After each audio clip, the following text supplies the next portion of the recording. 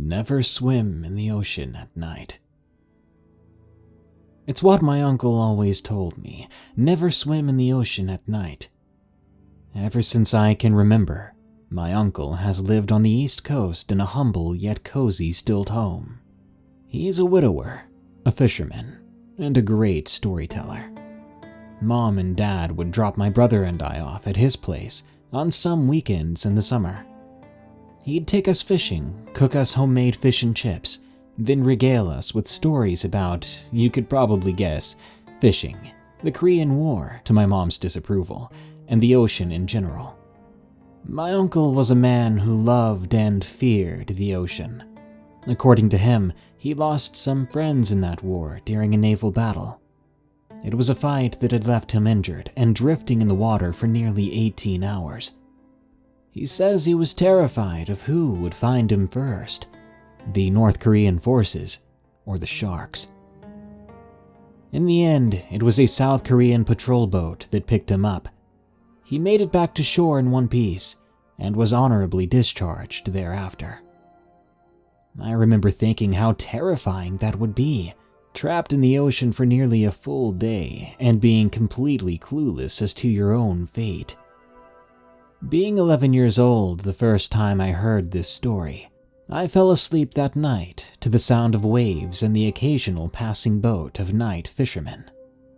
A nightmare came to me in which I was floating alone in a dark ocean under a somehow darker sky. No stars to keep me company. Suddenly, I felt teeth, hundreds of them nibbling on me. An unseen creature, or creatures, devoured me slowly from bottom to top. Just as it took my eyes, I woke up. Afterward, the white noise of waves outside the house became something dreadful, at least until morning. When everyone was awake, I took the chance to spill my morbid curiosity. I asked my uncle what the worst was that happened during his time being adrift at sea. I regret ever asking that question. It wasn't the pruning and blistering of his skin, he explained. It wasn't the burning from the sun amplified like a magnifying glass by the water. No, the worst thing, according to him, was the night. Never swim in the ocean at night. He gave me the same warning he always had, yet this iteration seemed somehow darker, more ominous. His face had been somber and his skin taut when my uncle spoke that morning. It was an emotion I'd never seen before. My stomach twisted as the moisture in my mouth dissipated. I clenched my teeth and pretended not to be nervous.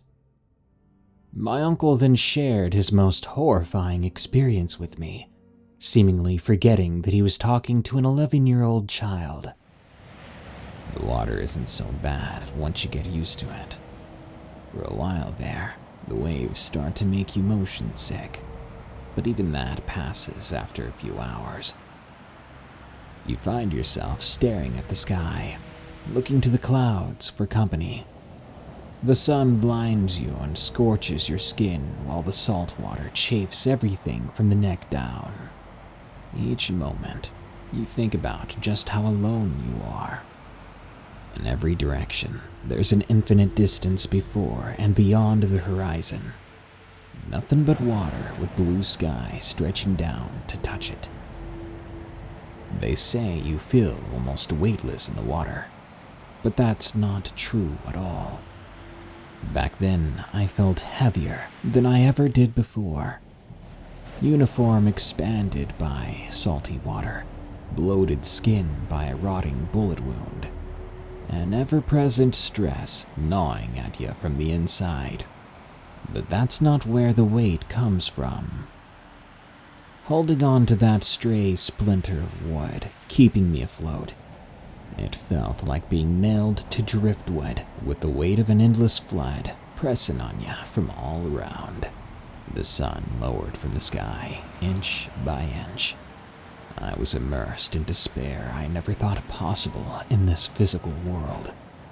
But when the sun sank below the horizon, True dread, like all the world's deepest, darkest fears, knitted into colorless tapestry, fell over me.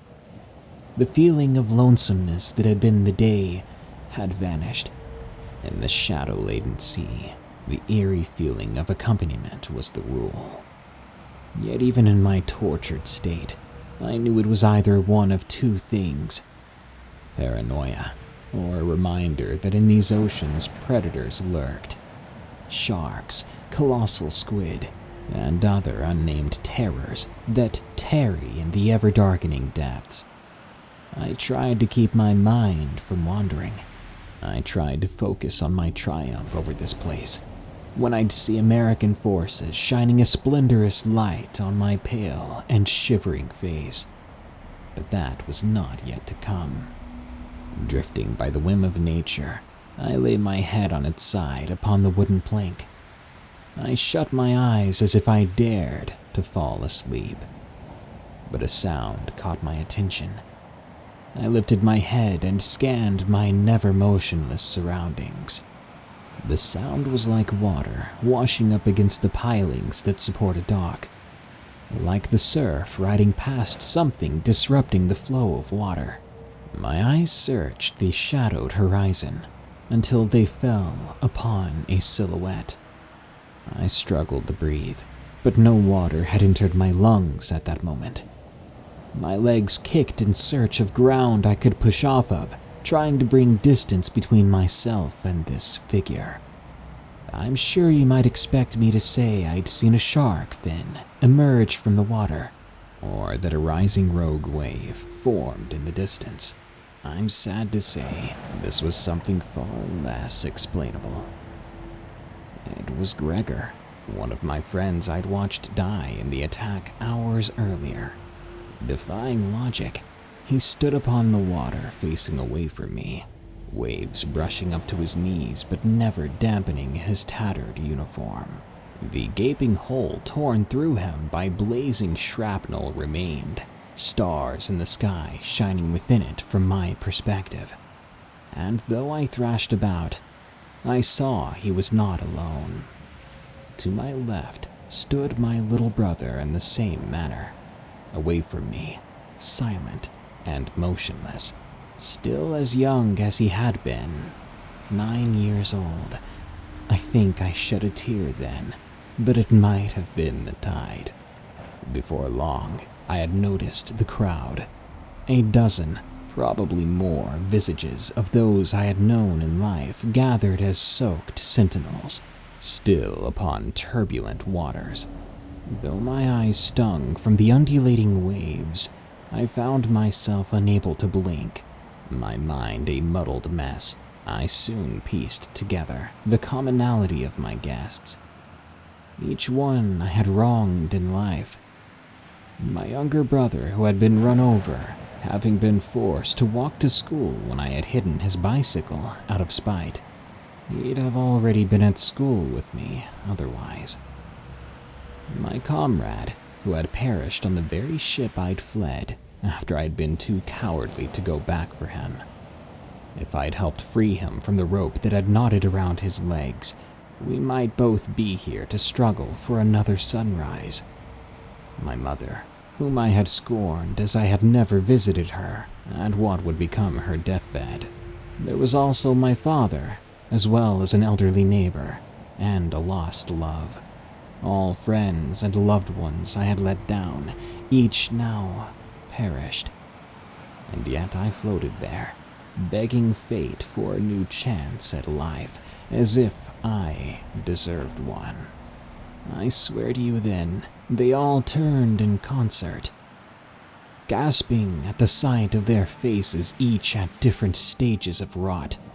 I slipped from my wooden lifeline, a splinter stabbing into my finger as I submerged. Immediately, I reached for the surface, while my hands slipped through to the air. My face was met with a wall of decomposing hands, some small, others adult, all keeping me just a scarce breath away from oxygen. No matter how much I fought against them, these hands were impenetrable. I soon grew exhausted. I could no longer hold my breath, let alone keep pulling myself further up. My body stopped. I let go. As I sank, a different kind of blackness set over my vision. But a cutting light forced the hands above me to scurry away, vanquishing the darkness. A hand, one both whole and warm, reached into the water and pulled me back to the surface. Hardly conscious, I remember a South Korean man helping me into a patrol boat. The beam of a searchlight reminded me of the sun in both brightness and heat. I had been saved. Yet, child, to this day, I cannot with honesty tell you if I deserved it. My uncle concluded his story. My heart pounded as if I'd been the one to live the events he spoke of. A newfound fear of the water that nearly surrounded his home accompanied my thoughts. With a quick, "Don't tell your mother," he took off to take care of some crabs held captive in his lines. My brother, who had been watching TV the entirety of the story, was spared this nightmare. And so I say to you, never go swimming in the ocean after nightfall. Else those beyond life who wish their vengeance upon you might seek it.